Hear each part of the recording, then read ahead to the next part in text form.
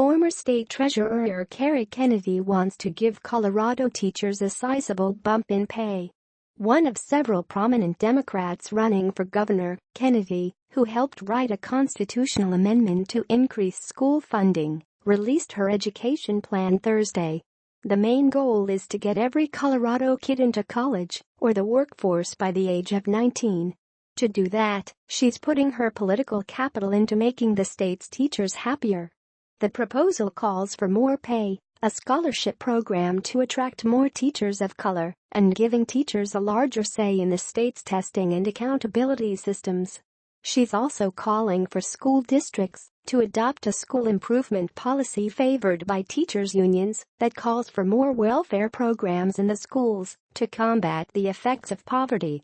In a conversation with Chalkbeat, Kennedy discussed how she plans to reform the Taxpayer Bill of Rights to send more money to school districts, how she was influenced by attending a historically integrated high school in Denver, and why access to free preschool is important. For you, Colorado conservatives are pressing Republican gubernatorial candidates on education policy. This interview has been edited for length and clarity. You're calling for teacher raises. How can a governor in a local control state such as Colorado, where salaries are set by school boards, do that? Provide the funding. I'm not proposing that I dictate to school districts what they pay their teachers. I'm proposing that the state provide adequate resources to school districts so that they can adequately pay our teachers. We read every day about the teacher shortage in Colorado, 3,000 teaching positions right now that are not being filled. And it's in large part because teachers can't afford to work here. They can't afford to live here. We pay our teachers among the lowest salaries in the country. I hear from principals that they are losing their best teachers because they'll make $20,000 or $30,000 more for the same job if they go teach in another state. This issue is impacting rural Colorado the most. We have 90 school districts where the average teacher salary is below $40,000. We can't compete for the talent pipeline. And we're not giving our great teachers who are doing amazing work in classrooms every single day the support they need and deserve, the professional pay they need and deserve. This all goes back to what do we want to accomplish in education. And I've laid out the goal that every single student in Colorado, by the age of 19, is ready for higher education, has an employable skill, or both. And it takes great teachers. We know from data that the most important thing for a student's success is the quality of the teachers that they have. We want Colorado to be the best place in the country to teach. Have you put a price tag to this? My goal as governor is to bring Colorado teacher salaries at least up to the national average and to eliminate what we call the teacher pay penalty, which is the difference between what a teacher gets paid and what someone with a comparable level of education earns in other professions. We want to eliminate the disincentive to teaching. Bringing Colorado up to the national average, we estimate to be around $240 million a year. To eliminate that teacher pay penalty is around $500 million. It does not make any sense that Colorado's economy ranks number 1 in the country right now, according to U.S. News & World Report, and our investment in education ranks at the bottom. We're living the consequences every day by having the teachers leave the profession and by having people who want to teach say they can't do it in Colorado. Where are you going to find that kind of money? We need to recover what Tabor has taken away. Tabor, the Taxpayer Bill of Rights, which limits how much money the state can collect from taxpayers, has put us in a hole. As our economy has grown over the last 2 decades, our schools have not benefited from that economic growth. Tabor has prevented us from doing that. We've been cutting school budgets for 25 years. That isn't what anyone in the state wants. They want Colorado. We want Colorado to have the best education system in the country. I will lead, as governor, to build the coalitions to get back what Tabor has taken out of our schools. Conventional wisdom would say this promise is a huge political risk. I've called for permanent Tabor reform for my entire career. I have helped lead our state to have responsible fiscal policy A balanced budget throughout the economic crisis, low to moderate debt levels. We pay our bills. We keep our taxes in Colorado low. All of that helps us remain competitive and attract capital investment in our state. But we cannot continue the prosperity we are enjoying today if our kids growing up can't compete for the jobs we are bringing here. We have to give our kids the educational foundation they need to be competitive for those jobs. And it's also how we'll make sure our prosperity reaches everyone. Right now we have people who are being left out, who are being left behind. And a great public education system is the only way we'll ensure our progress reaches everyone. What does Tabor reform look like? How do you want to change it? It would be to allow our state to keep up with growth. Tabor has said as your economy grows, you are not able to generate taxes off that growth to invest in your infrastructure or education system or your healthcare system. People in Colorado know they're sitting in traffic. Our streets are crowded, our schools are crowded, we're underinvested in education. That's because we have not been able to keep up with the demands of a growing economy. We can keep low taxes, we can keep the protections for taxpayers that are in Tabor. There is bipartisan support today to modify the caps in Tabor to keep up with growth. You will see me lead on that as governor.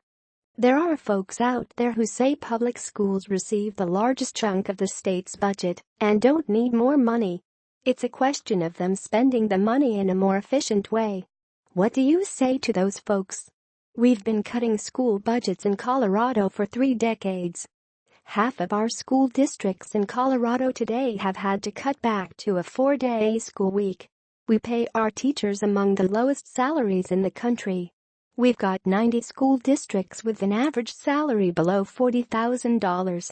We have to make the investment to compete as a state for the kind of economic progress that we all want in Colorado. People in Colorado note that education needs to be our priority, and we're not where we need to be as a state. You want to expand the role teachers play in assessments, teacher evaluations, and school quality ratings. What would that look like in practice?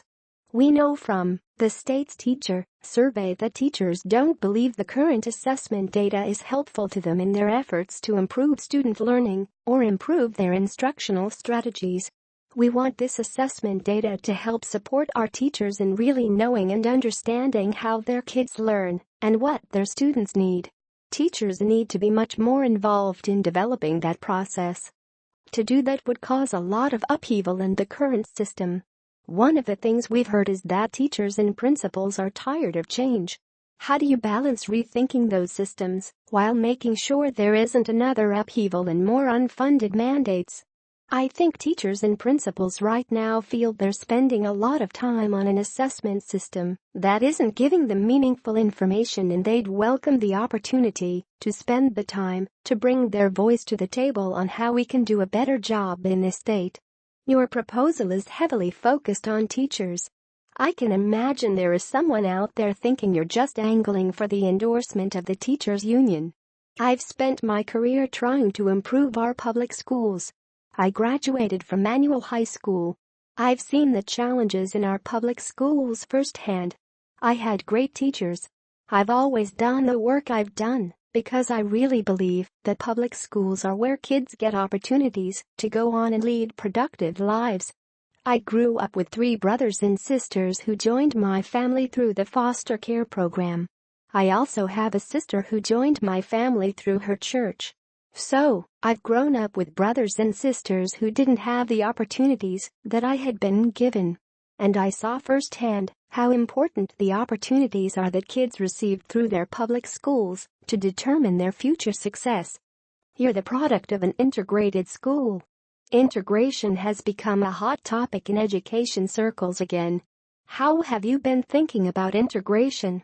The achievement gap in Colorado today, the difference between how white kids are performing compared to students of color, is unacceptable. We have the second largest achievement gap in the country. There are too many students of color in Colorado who are being left behind, who aren't getting the opportunities they deserve. That's why this proposal is so important. We want all of our kids, regardless of where they grow up, regardless of their family income, regardless of their background, to be successful in school. We want our schools to reflect the diversity and the richness of our communities. That will happen if all schools have and provide meaningful learning opportunities with high-quality teachers. You see in my proposal a real focus on attracting and retaining teachers who also reflect their student makeup: Latino teachers, Black teachers, teachers of all socioeconomic and racial backgrounds, so kids going to school have role models they can look to. We want integrated, inclusive community schools that reflect the diversity of the state's population. You're calling for universal access to preschool. So is your opponent, Representative Jared Polis. In fact, it's his central education campaign promise. How are your proposals different? I worked for EduCare Colorado and developed the school readiness legislation that is current law that expands opportunities for low-income kids to attend high-quality preschools. I was also involved in the Colorado preschool program, the Denver preschool program. Even with these successful efforts, only half the kids in our state attend preschool and full-day kindergarten. Half the kids in our state start behind. And teachers will tell you that it's really hard to catch them up. They stay behind, and they finish behind. As a state, it's imperative that we make sure all kids have access to high-quality early education. It's going to be more money. It's an investment that's critically important. We can look to private and public partners, but it is not acceptable that we prevent 4-year-olds from attending a high-quality early learning opportunity. Is this another ballot question, or is this something you can do with existing revenue? You have to prioritize it. It's building a statewide vision for what our public education system in Colorado can and should be. You call for expanding so-called community schools. That's an amorphous term that means something different depending on who you talk to. What does a community school mean to you? Community schools are focused on engaging the community and supporting the school. It's bringing in two-generational learning so that parents and students can learn together and parents can support their students' learning. But it's also bringing in wraparound services. A lot of kids arrive at school with challenges.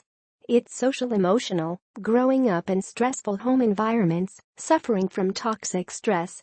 We have kids who are coming to school who are homeless and who need additional support in their learning. If we want all kids to be successful, we have to address the challenges kids show up every day with.